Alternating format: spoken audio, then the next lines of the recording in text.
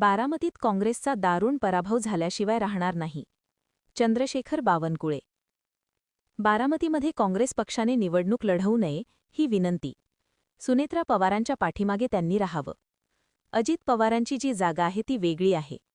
काँग्रेस पक्षाने अजितदादांचा विचार करावा. अजित पवारांचं जीवन हे काँग्रेस पक्षाच्या सहवासात अनेक वर्ष गेलंय. काँग्रेस पक्षाने संस्कार आणि संस्कृती पाळावी. माझी हात जोडून विनंती आहे की त्यांनी लढू नये. त्यांना काही संस्कृती पाळायची असेल तर त्यांनी लढू नये अशी विनंती मंत्री चंद्रशेखर बावनकुळे यांनी केली. पाहूया ते काय म्हणतात.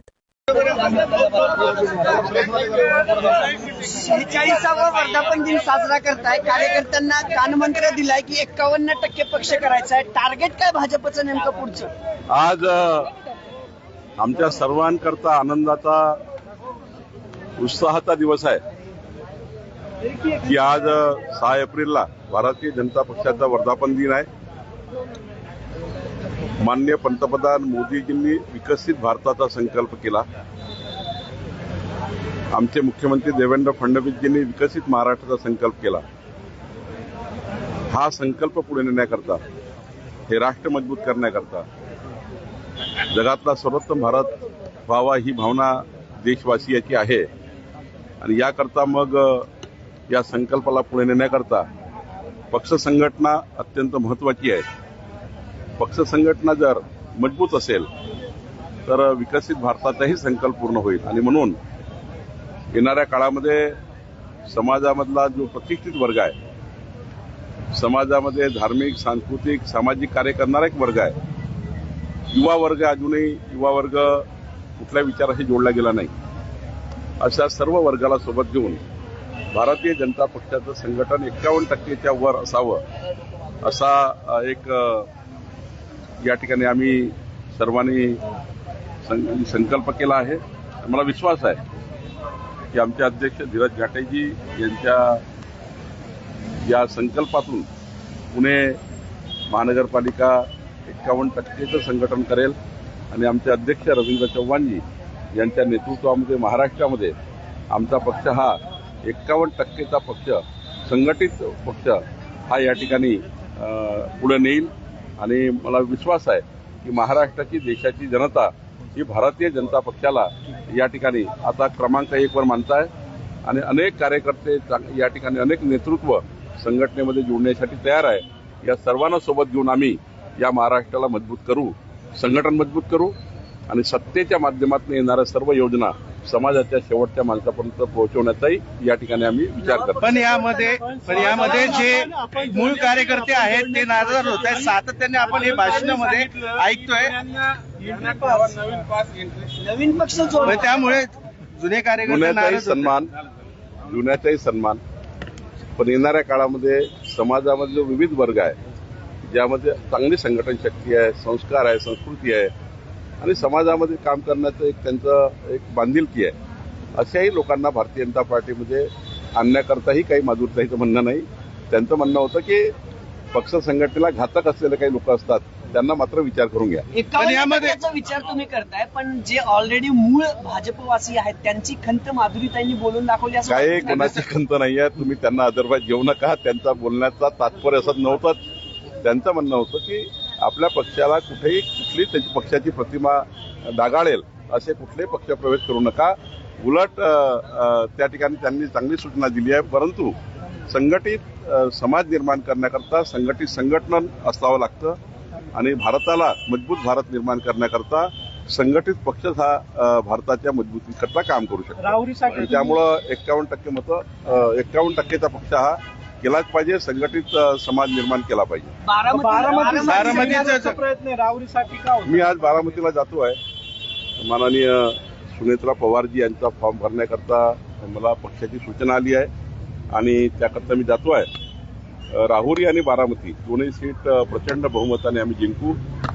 खरं तर मी आजही आपल्या माध्यमातून सर्वच पक्षाला विनंती करतो की माननीय अजितदादा यांचा जो जीवनाचा प्रवास राहिलेला आहे, यातला 80% जीवन प्रवास आणि त्यांचं कार्य हे काँग्रेसच्या संपूर्ण महाराष्ट्राचं आजचं नेतृत्व, यापूर्वीच्या नेतृत्वासोबत त्यांनी काम केलं आहे. तर अजितदादांचा जो सहवास होता, त्यांचा संपर्क होता, त्यांच्या जीवनात आणि त्यांच्या काळामध्ये त्यांनी अनेक कार्यकर्त्यांना आणि काँग्रेसच्या अनेक नेत्यांना मदतही केली आहे.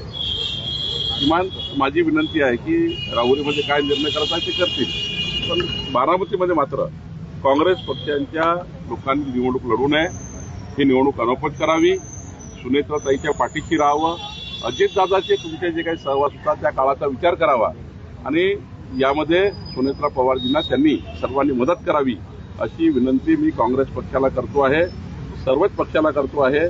आपण सर्वांनी या भूमिकेतून यावं आणि महाराष्ट्राला एक उदाहरण म्हणून हे सेट करावं.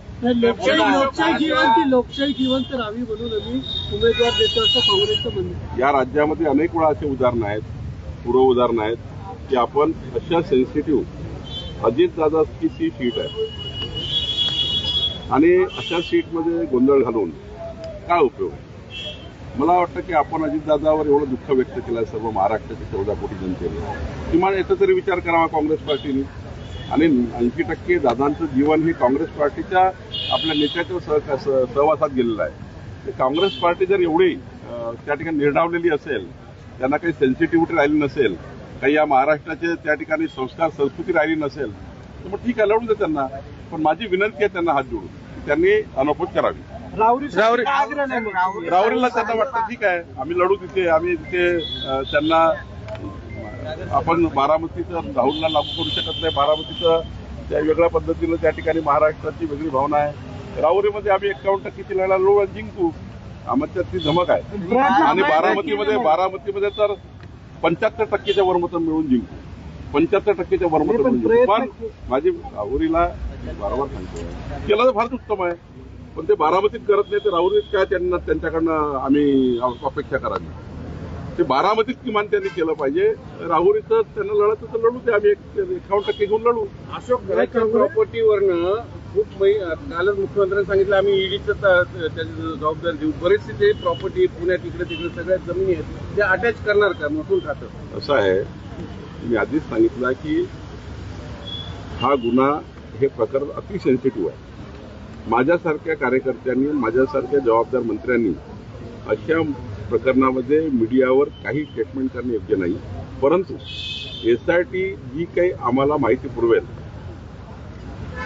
भ्रष्टाचारामध्ये आणि अशा दुष्कृत्यामध्ये साथ देणारे जे अधिकारी आहेत त्यांच्याबद्दलची माहिती आमच्याकडे येणारच आहे. एसआयटी चौकशी करताय, आमच्या महसूल अधिकारी असतील त्यांची चौकशी करतील. पण अशा लोकांना नोकरीवर ठेवायचं की नाही हा निर्णय महसूल खाता करेल.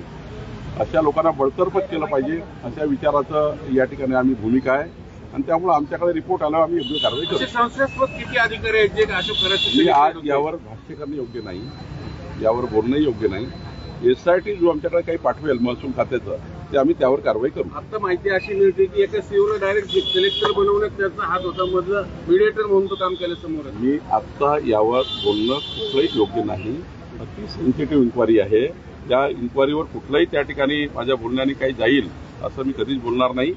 उलट मी आत्ताच सांगतोय एसआयटी जे आमच्याकडे पाठवेल त्यावर कठोर कारवाई आमचा महसूल खातं करेल, सरकार करेल. बारामतीच्या संदर्भात पवार साहेबांनी कुटुंब प्रमुख म्हणून काँग्रेसला आवाहन करावं असं वाटतंय का? नाही, बघा त्यांची भूमिका काय आहे त्यांनी निभवायची आहे. माझी भूमिका अत्यंत स्पष्ट आहे, आमच्या पक्षाची भूमिका स्पष्ट आहे, माननीय मुख्यमंत्री देवेंद्र फडणवीसजीची भूमिका स्पष्ट आहे, रवींद्र चव्हाणजीची भूमिका स्पष्ट आहे की बारामती काँग्रेसनी अनौपच करावी अशी आमची त्यांना विनंती आहे. जर त्यांना काही सेन्सिटिव्हिटी असेल, काही त्या ठिकाणी महाराष्ट्राची संस्कार संस्कृती त्यांनी जर पाळली, यापूर्वीची झालेले पूर्व उदाहरणं पाळले, अनेक उदाहरणं काँग्रेस पार्टीचे आम्ही सांगू शकतो की त्यांना आम्ही अनौपच दिलाय. त्यामुळं मला असं वाटतं थोडं याच्यामध्ये महाराष्ट्राचे संस्कार संस्कृती पाळावी असं माझं काँग्रेसला हिंदीमध्ये काय सर? महाराष्ट्र सरकारने गुन्हा दाखल करावा, मग आम्ही अपघातावर गुन्हा दाखल करा, आम्ही माघार घेतो. त्यांना तिथे निवडणूक लढायची आहे आणि असे कारण काय संबंध आहे या कारणाचा? तुम्ही सुनेत्राताई पवारांच्या निवडणुकीमध्ये या कारणाचा का संबंध आहे? असे कारण देऊन काय तुम्ही त्या ठिकाणी उदाहरण करू शकता? मला असं वाटतं की काही कारण न देता कुठल्याही त्या ठिकाणी किंतु परंतु न ठेवता संस्कार संस्कृती अजितदादाची सीट आणि अजितदादाच्या सीटमध्ये कोणीही निवडणूक लढवू नये अशी माझी विनंती आहे. केवळ सुनेत्रा पवारजीच त्या ठिकाणी अनुकूल निवडून आल्या पाहिजे. ही महाराष्ट्राची जनमत आहे, ही महाराष्ट्राच्या हृदयाची भावना आहे, ही जनमताची भावना आहे. आणि समजा काँग्रेसनी या उपरही निवडणूक लढवली तर काँग्रेसच्या महाराष्ट्राच्या इतिहासामध्ये जेवढे दारुण पराभव झाले, बारामतीतला पराभव हा सर्वात दारुण झाल्याशिवाय राहणार नाही. काँग्रेसला तोंड दाखवायला जागा राहणार नाही अशी परिस्थिती बारामतीची जनता आणेल. मल्लिकार्जुन खडगे